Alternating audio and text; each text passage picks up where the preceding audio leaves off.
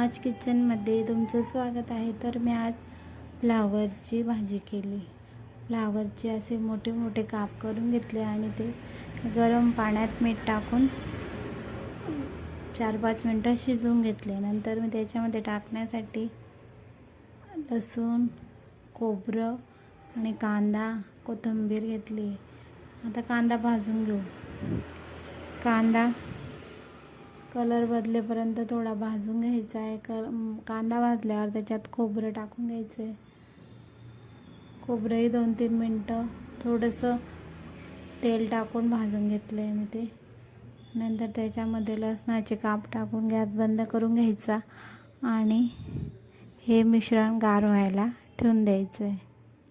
नंतर याची मी पेस्ट करून घेतली। आता कढईमध्ये तेल टाकून घेतलं। तेल गरम झालं। आता याच्यामध्ये 1 चमचा डाळीचं पीठ टाकून घेतलं। हे परतून घेतलं।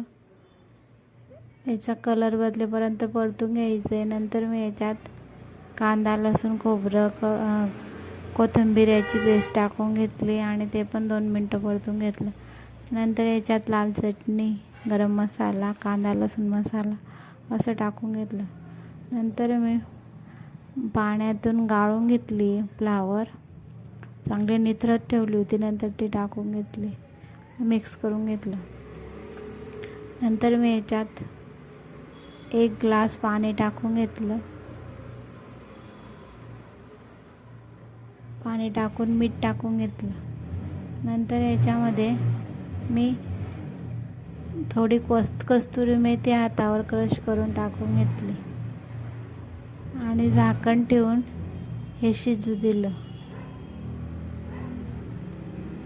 8-10 मिनिटानंतर आपली भाजी तयार आहे। तर भाकरीसोबत आणि भातासोबत ही भाजी अप्रतिम लागते। तर तुम्हीही अशी करून पहा आणि माझ्या चॅनलवर नवीन असाल तर चॅनल सबस्क्राईब करा।